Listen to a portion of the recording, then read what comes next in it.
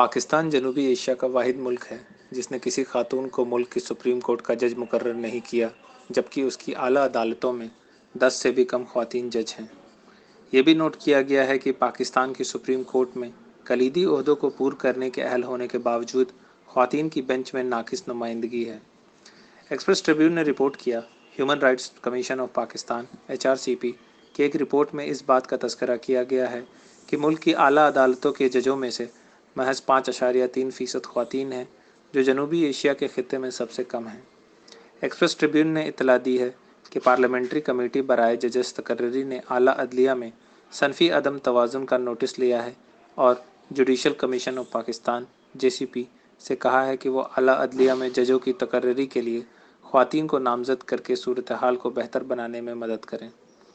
Committee ने JCP से बातचीत करते हुए कहा है कि आला अदालतों में ख़वातीन और अक़लियती तबक़ात, जो मुआशरे के कमज़ोर तबके हैं, की मुनासिब नुमाइंदगी को यकीनी बनाया जाना चाहिए।